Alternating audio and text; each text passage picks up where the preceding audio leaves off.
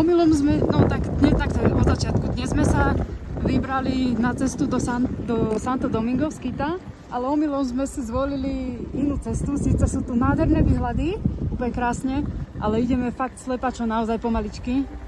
Takže neviem, kedy prídeme. Každopádne snáď si to užijeme a cesta bude normálne otvorená celú cestu, pretože toto je fakt divočina tu. Ale nádherné, čo? Oprava. Nie, že omylom sme si zvolili túto trasu, ale zvolili sme si ju pretože bola najrýchlejšia a najkratšia trasa. Takže preto sme si ju zvolili. No a v konečnom výsledku pôjdeme asi dlhšie, pretože ideme 20-kou, ale možno sa to časom zmení a pôjdeme rýchlejšie.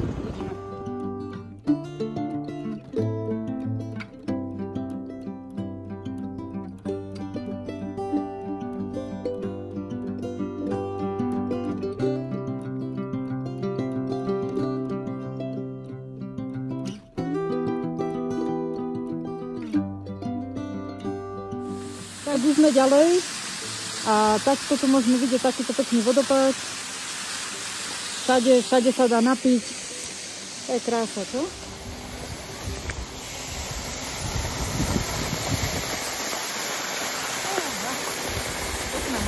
A toto vyzerá ako pyramída, nie? Úplne to má tie hrany, všetko. Kto vie? Kto vie, čo sa skrýva za tými stromami?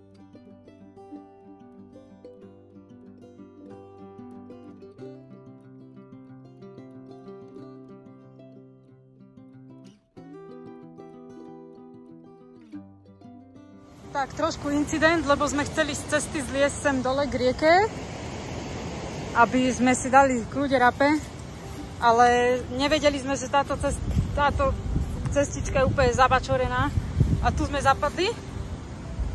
Odtiaľto sme sa vyžubávali a tak, ak bola krásne čistá motorka, ktorá práve prišla zo servisu, tak vyzerá asi takto. No. A museli sme dať dole nejaké veci, aby sme s ňou mohli hýbať, lebo nechcela ísť vôbec, úplne bola zaborená do bahna. Tak snáď už hore to dáme.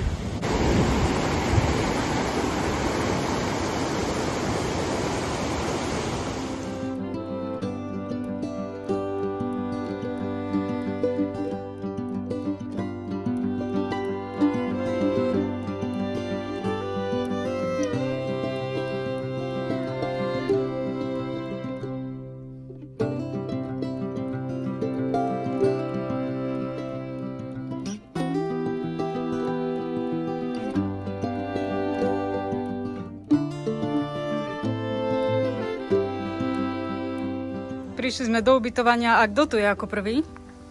Kto je tu ako prvý? Čo? Matička, áno. Výrivka je v cene tiež, aj bazény. Výrivka má teplú vodu. Takže paráda.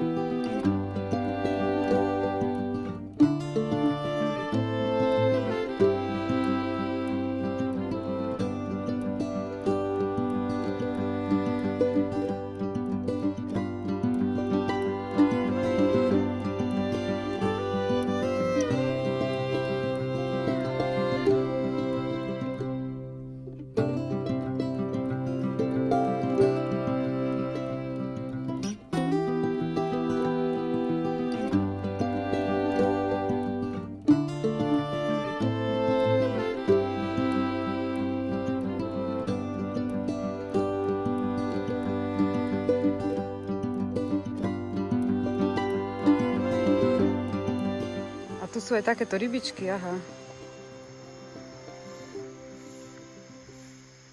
To je zaujímavá, ešte tu niekde je taká čierna celá. Ale nevidím ju. Ale táto je fakt dobrá, to sa mi páči. Jak nejaké akvárko.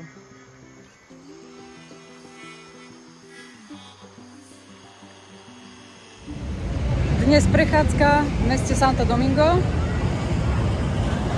Uvidíme, kde všade pôjdeme. A teraz sme sa zastavili pri takýchto sochách, ktoré znázorňujú Indiánov, ktorí tu žili, alebo ešte ako žijú, tento kmeň. Ale sa aspoň odfotíme pri tom.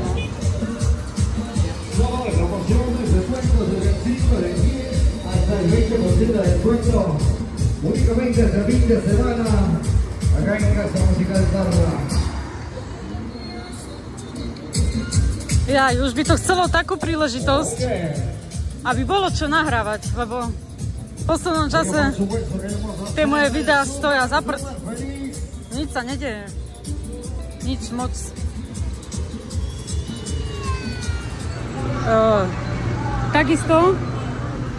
Takisto ako v Kolumbii, ani tu v Ekvádore, alebo aj v Peru, teraz už ani neviem, nikde nemajú smetiaky proste. Vypiješ niečo alebo tak a musíš to dať, ja neviem, takto, tuto to dávajú na chopku, len tak pri stromček alebo do nejakého rohu, no alebo takto dopadajú tiež. Tu môžeme vidieť takýto príklad toho, kde končia smeti a tak proste, no. Tu je dosť fetošov. Ale nejak extra nebezpečné to nevyzerá, no. Pouličný predaj tu funguje. Teta predáva.